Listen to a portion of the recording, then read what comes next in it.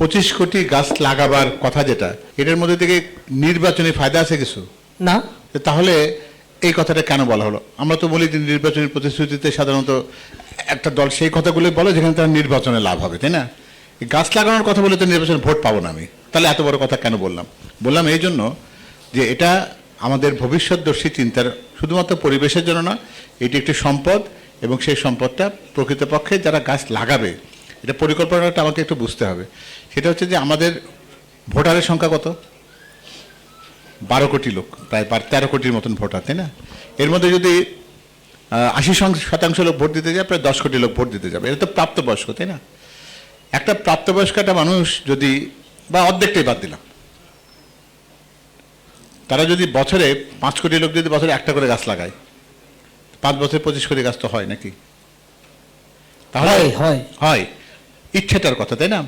আর এই কথাটা মনে রাখার দরকার, 25 কোটি গাছ লাগালে আমাদের 25 কোটি গাছ কিন্তু বাঁচবে না। এটাও জানি আমরা যে এটার মধ্যে কিছু লস আছে, সেটা গরু ছাগলে খাবে, কিছু কিছু গাছ মরে যাবে, হয়তো পানি দেওয়া হবে না। দিন শেষের বেনিফিটটা কোথায় যাবে? এটা রাস্তার ধারে গাছগুলো লাগাবো, যেটা সরকারি সম্পত্তি, রেল লাইনের পাশে গাছগুলো লাগাবো, সেটা সরকারি সম্পত্তি, খালের পাশে গাছ লাগাবো, সেটা সরকারি সম্পত্তি। যদি এই কথাটা বলি, সামাজিক বনায়নের যে বেনিফিটটা, এই গাছগুলো যখন বড় হবে, সেই গাছের ফল বা গাছের যে টিম্বার, যে কাঠ, এটার মূল্য ওই ব্যক্তিটি পাবে। সেই কথা যদি এর সাথে জুড়ে দিই, তাহলে সেই জায়গাতে মানুষের আগ্রহ বাড়বে না কমবে? তাহলে এই কথাটাকে তোমার কাছে এখনো মনে হয় যে এটা খুব বেশি অসম্ভব, আমরা করতে পারবো না এটা?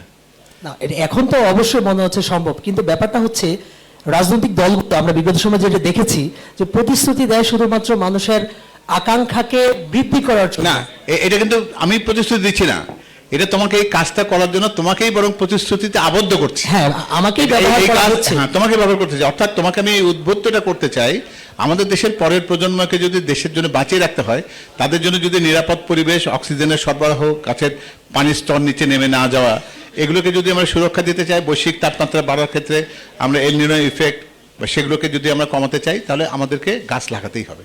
সেই গাছ লাগানোর কাজের সাথে জনসম্পৃক্তি, আর জনসম্পৃক্তি তখনই হয় যখন জনগণ বোঝে এখান থেকে আমি লাভবান হব। লাভবান কিভাবে হওয়া? এক হচ্ছে আর্থিক লাভবান হওয়া, আর দ্বিতীয়ত হচ্ছে ভবিষ্যতের জন্য, পরের প্রজন্মের জন্য একটা নিরাপদ বাংলাদেশ রেখে দেওয়া। সুতরাং এটা বিএনপি নির্বাচনী প্রতিশ্রুতি না, বরং বিএনপি নির্বাচনী কমিটমেন্ট যে আপনারা আমার সাথে এই কাজের সাথে আসুন। যেমন খাল কাটা,